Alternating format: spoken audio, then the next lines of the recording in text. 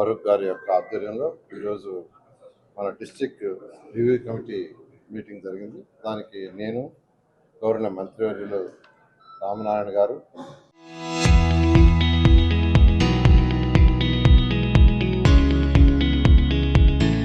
మరియు పార్లమెంట్ సభ్యులు వేదా మస్తాన్ రావు గారు మరియు శాసనసభ్యులు ఈరోజు పాల్గొనడం, వారు అనేక సమస్యల మీద యాక్చువల్గా అడగటం జరిగింది. అయితే ఈరోజు ముఖ్యంగా ఎక్కువగా అగ్రికల్చరు, ఇరిగేషన్ వీటి మీద ఎక్కువ డిస్కషన్ జరిగింది. ఈరోజు ఏదైతే మనకు కండలేరు కావచ్చు, సమస్యల్లో కావచ్చు, అక్కడ ఎంత వాటర్ ఉంది, తర్వాత కెనాల్స్, మెయిన్గా కెనాల్స్ యొక్క రిపేర్, దాని మీద ఎక్కువగా డిస్కషన్ జరిగిందంటే వర్షాకాలం రాబోతుంది, మళ్ళీ అగ్రికల్చర్ యాక్చువల్గా స్టార్ట్ అవుతుంది, అందువల్ల దాని మీద యాక్చువల్గా ఎక్కువ డిస్కషన్ జరిగింది. దాంతో ఏదైతే యూరియా ఫస్ట్ 2 బస్తాలు ఇస్తారని చెప్పడం జరిగింది. అయితే మేము యాక్చువల్గా ఈ మీటింగ్కి వచ్చేటప్పటికే సమాచారం దాన్ని 3 బస్తాలుగా చేశారు. అంటే ఒక యాప్ పెట్టారు, యాప్లో అప్లై చేసుకుంటే 2 బస్తాలు ఇస్తారని చెప్పారు. అలా కాకుండా అందరూ 3 బస్తాలు ఇవ్వండి రిక్వెస్ట్ చేస్తే ప్రభుత్వం దాని మీద 3 బస్తాలు ఇచ్చేదానికి యాక్సెప్ట్ చేసింది. ఆ యొక్క విషయాన్ని కూడా ఇక్కడ సభ్యులు అడగటం జరిగింది. దాని మీద 3 బస్తాలకు ప్రభుత్వం ఒప్పుకుందని వాళ్ళకి రిప్లై చెప్పడం కూడా జరిగింది. అదేవిధంగా మెయిన్గా పొగాకు రైతులు, మన యొక్క జిల్లాలో కూడా కొన్ని కాన్స్టిట్యున్సీలో ఈరోజు పొగాకును పండిస్తున్నారు. అయితే వాళ్ళకు కూడా అనేక సమస్యలు ఉంటాయి. ఈ యొక్క సమస్యల్ని ఏదైతే పొగాకు బోర్డు ఉందో ఆ బోర్డులో వారికి తెలియజేయాలంటే ఎవరో ఒకరు మెంబర్ ఈ జిల్లా నుంచి ఉండాలని గవర్నర్ మంత్రివర్యులు రామనారాయణ గారు డిస్కస్ చేయడం, దాని వెంటనే వాళ్ళకి కలెక్టర్ గారి దగ్గర నుంచి ఒక లెటర్ ఇమీడియట్గా రాయమని ఆదేశించడం జరిగింది. ఒక రిజల్యూషన్ చేశారు. దాని మీద యాక్చువల్గా ఫర్దర్గా కూడా మంత్రులుగా మేము ఇద్దరం ఫాలోఅప్ చేసి వీలైనంత వరకు దాంట్లో ఒక మెంబర్ ఉండేదానికి ప్రయత్నించడం జరుగుతుంది. అదేవిధంగా చింతల దీవిత, అది ఎప్పుడో పెట్టింది యాక్చువల్గా అక్కడ ఈ యొక్క బ్రీడింగ్ సెంటర్. ఇక్కడ మెయిన్గా వాటర్ ప్రాబ్లం ఉంది. ఆ వాటర్ ప్రాబ్లం తీరితే అక్కడ దాన్ని యాక్చువల్గా బాగా డెవలప్ చేయొచ్చు. దాని మీద కూడా యాక్చువల్గా డిస్కస్ జరిగి ఆ వాటర్ సమస్య తీరేదానికి ఒక సొల్యూషన్గా చెప్పడం జరిగింది. అదేవిధంగా ఈరోజు చంద్రమోహన్ రెడ్డి గారు అటు అల్లీపురం పోయే రోడ్లో ఒక చిన్న రోడ్ ఒకటి యాక్చువల్గా మున్సిపల్ దాంట్లో ఉంది, దాన్ని చేయమని యాక్చువల్గా అడిగాను, చేయలేదంటే ఇమ్మీడియట్గా ఇప్పుడే ఇన్స్ట్రక్షన్ ఇచ్చాను. వెంటనే ఒక 1 వీక్లో దాని మీద టెండర్ పిలవమన్నాం. అదేవిధంగా యొక్క కొన్ని కాలనీస్కి యాక్చువల్గా ల్యాండ్ ఇవ్వటం, స్కూల్స్కి ల్యాండ్ ఇవ్వటం జరిగింది. వారి యొక్క పెద్దలు వారి పేరుతో యాక్చువల్గా కాలనీ కానీ ఆ స్కూల్ పేరు కానీ పెట్టమని చెప్పారు. దాన్ని కూడా యాక్చువల్గా ఇక్కడ రిజల్యూషన్ చేసి దాన్ని పంపడం జరిగింది. అదేవిధంగా ఈరోజు ఎంఎస్ఎంఈ పార్క్స్ రాష్ట్రం మొత్తంలో ఈరోజు ప్రతి కాన్స్టిట్యున్సీలో ఒక ఎంఎస్సీ ఉండాలని 175 కాన్స్టిట్యున్సీలు 175 ఉండాలని పెట్టారు. ఫస్ట్ పార్క్ యాక్చువల్గా ఆత్మూరు దాంట్లోనే ఇనాగ్రేట్ చేయడం జరిగింది. నెల్లూరు సిటీలో కూడా ప్లాటెడ్ ఎంఎస్ఎంఈ పార్క్ కన్స్ట్రక్షన్ పూర్తయింది. ఓన్లీ ఎలక్ట్రిసిటీ వర్క్ కొద్దిగా ఉంది. ఇప్పుడే వాళ్ళని అడిగితే మరొక 10 రోజుల్లో అది కంప్లీట్ చేస్తా ఉన్నారు. ఆ విధంగా ఈరోజు జరిగిన డిస్కషన్లో మెజారిటీ అగ్రికల్చరు, అదేవిధంగా హార్టికల్చరు, తర్వాత దాంట్లో అనిమల్ హస్బెండరీ, ఫిషరీస్ దాంట్లో కూడా ఈరోజు వేదా మస్తాన్ రావు గారు ఎంపీ గారు ఒక మాట చెప్పారు. 10 మిలియన్ల ప్రాన్ సీడ్ నేను ఇస్తాను, ఉచితంగా ఇస్తాను మా కంపెనీ నుంచి, ఎంపీ ఫండ్స్ నుంచి కాదు, మా కంపెనీ నుంచి ఉచితంగా ఇస్తాను. ఆ కెనాల్స్లో కానీ వేస్తే దానివల్ల రాబోయే రోజుల్లో ప్రాన్ యాక్చువల్గా ఎవరైతే వీళ్ళు ఉంటారో పట్టుకుంటారో వాళ్ళకి బెనిఫిట్ అవుతుందన్నారు. నిజంగా వారిని ప్రత్యేకంగా ఎంపీ గారిని మేము అందరం అభినందిస్తున్నాం. వెంటనే కలెక్టర్ గారిని దాన్ని పరిశీలి చేసుకుని చెప్పడం జరిగింది. ఈ విధంగా ఈరోజు ఈ యొక్క డిస్ట్రిక్ట్ రివ్యూ కమిటీ మీటింగ్ ఈరోజు గౌరవమైన ఇన్ఛార్జ్ మంత్రి గారి ఆధ్వర్యంలో ఒక పాజిటివ్ వాతావరణంలో జరిగింది. నెల్లూరు జిల్లాకు సంబంధించినంత వరకు డిఆర్సి సమావేశం జరగడం జరిగింది. ఈ డిఆర్సి సమావేశానికి అధ్యక్షులుగా ఉన్నటువంటి సహచర మంత్రివర్యులు శ్రీ ఎన్ఎండి ఫారూక్ గారు, అలాగే సహచర మంత్రివర్యులు శ్రీ పొంగూరు నారాయణ గారు, గౌరవ సీనియర్ శాసనసభ్యులు, పార్లమెంట్ సభ్యులు అందరూ కూడా పాల్గొనడం జరిగింది. దీనిలో ప్రధానంగా వ్యవసాయ శాఖ మీద చర్చ జరిగినప్పుడు రైతులు ఇవాళ నెల్లూరు జిల్లాలో రెండవ పంట పెట్టుకుని ఉన్నటువంటి పరిస్థితి ఉంది. సోమశిల ప్రాజెక్టులో ఉన్నటువంటి నీటి ఆధారంతో రెండవ పంటకి నీరు ఇవ్వడం, దాదాపు 4.5 లక్షల ఎకరాల్లో రెండవ పంట ఇవాళ నెల్లూరు జిల్లా దాంట్లో రైతాంగం వాడుకుంటూ ఉన్నారు ఆ నీటిని.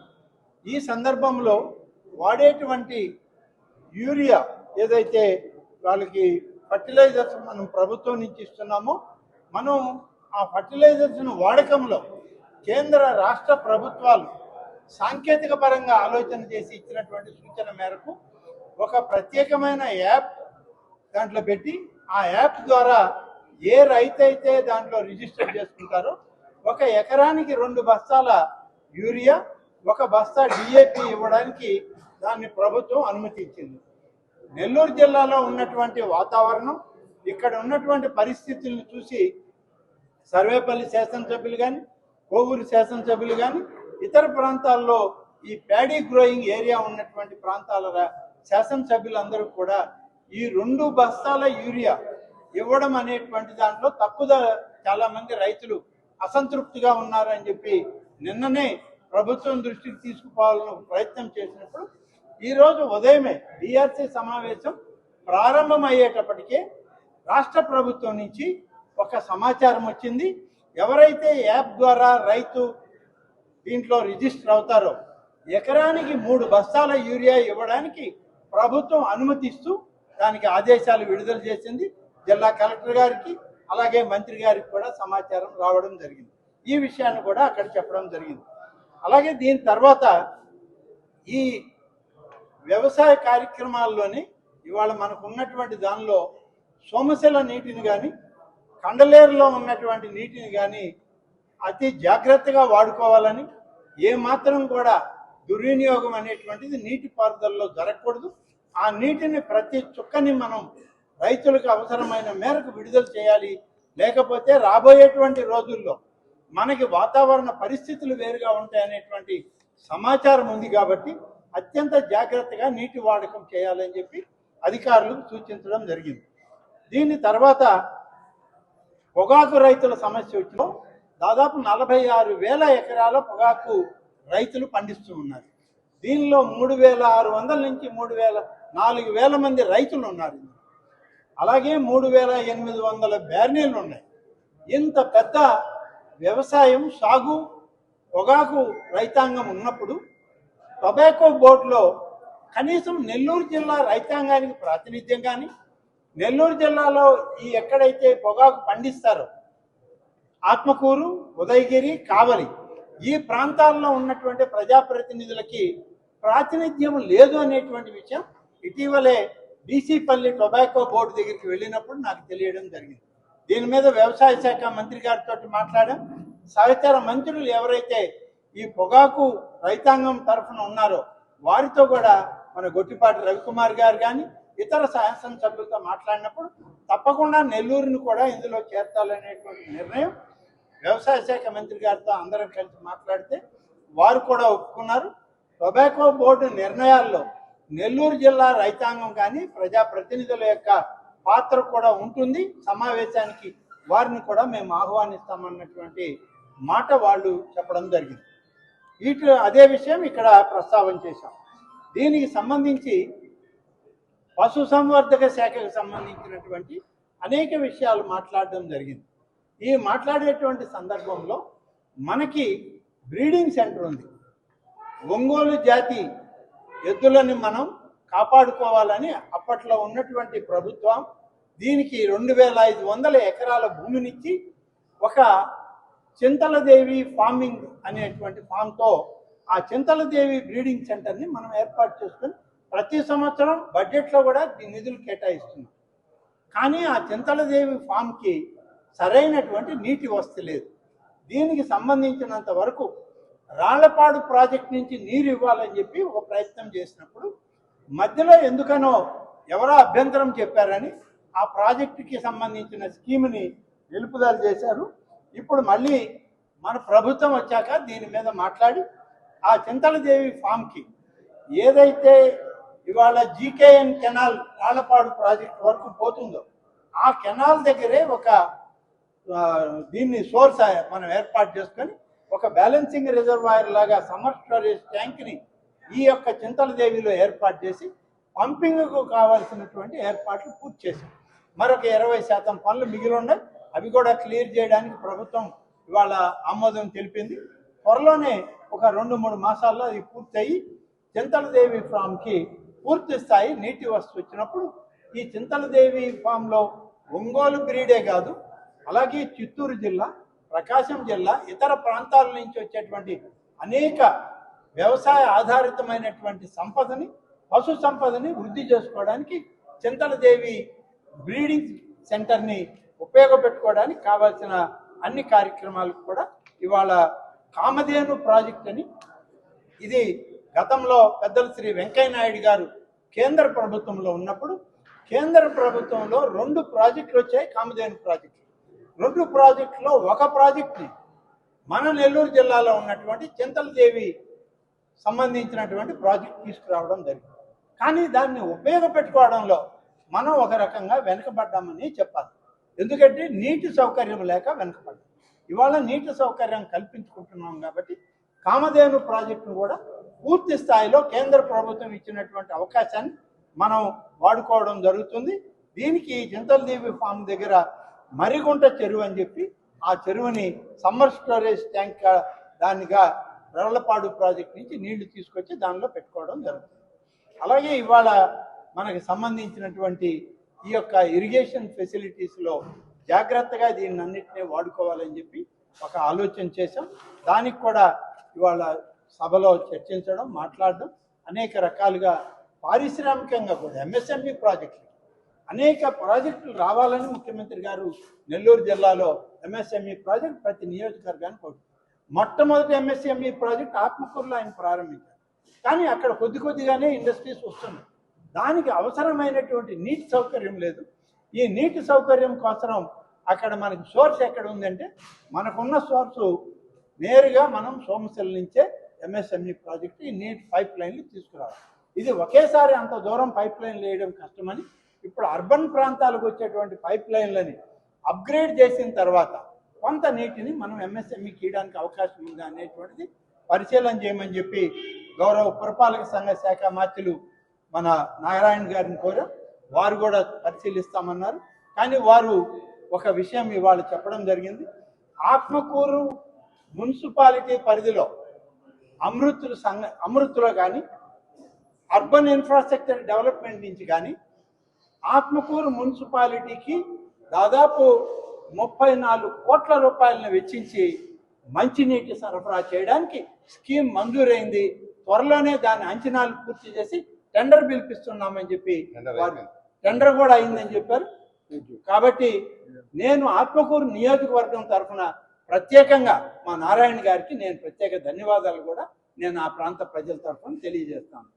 చివరిగా మాకు సర్వేపల్లి శాసనసభ్యులు శ్రీ సోమిరెడ్డి చంద్రమోహన్ రెడ్డి గారు సీనియర్ శాసనసభ్యులు, వారు అనేక సందర్భాల్లో రాజకీయ వాతావరణంలో ప్రజల్లో మధ్య ప్రజాప్రతినిధిగా పనిచేసినప్పుడు వారి కుటుంబ సభ్యులు గతంలో కోట్లాది రూపాయలు విలువ చేసేటువంటి భూమిని ఇండ్ల కాలనీకి ఇవ్వడం, అలాగే ఒక హై స్కూల్కి ఇవ్వడం, వీటన్నిటినీ కూడా ఇవాళ దృష్టికి తీసుకొచ్చినటువంటి సందర్భంలో వారి సూచించినటువంటి పేర్లతో ఆ యొక్క కాలనీని ఏర్పాటు చేయాలని, హై స్కూల్ను కూడా వారు సూచించినటువంటి పేరుతో ఆ హై స్కూల్కి కూడా వారికి చెప్పిన వారి కుటుంబ సభ్యులు పెద్దల యొక్క పేరుని నామకరణంతో అవి 2 ఏర్పాటు చేయాలనేటువంటి నిర్ణయం మీద వారు ఒక రిక్విజిషన్ ఇచ్చారు.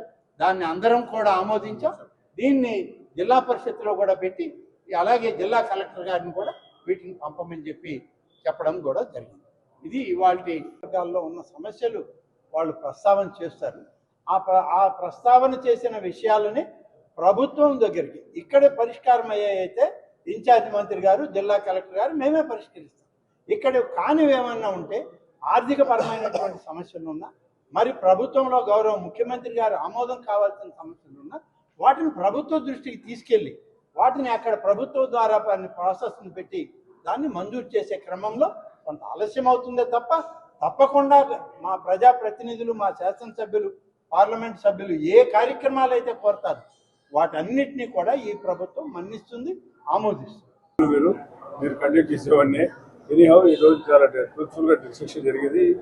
ఎక్కువగా అగ్రికల్చర్ మీద చాలా విషయాలు అగ్రికల్చర్ మీద మాట్లాడారు. గౌరవ సభ్యులందరూ పార్లమెంట్ సభ్యులు కూడా వచ్చారు. వారు కూడా మాట్లాడారు. Agriculture, horticulture, animal husbandry, fisheries దీని మీద డిస్కషన్ జరిగింది. అదేవిధంగా అగ్రికల్చర్లో గౌరవ మంత్రివర్యులు టుబాకో గురించి చెప్పారు.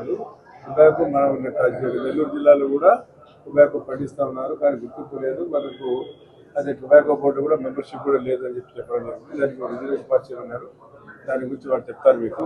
అదేవిధంగా ఫిషరీస్ గురించి ప్రాపరేట్గా మాట్లాడారు, మంచిగా చెప్పారు. అర్బన్ డెవలప్మెంట్ గురించి స్థానికంగా ఉన్నారు కాబట్టి నేను అడగాల్సిన అవసరం లేదు. అదేవిధంగా మేము నేషనల్ హైవే రోడ్డు గురించి మాట్లాడాము.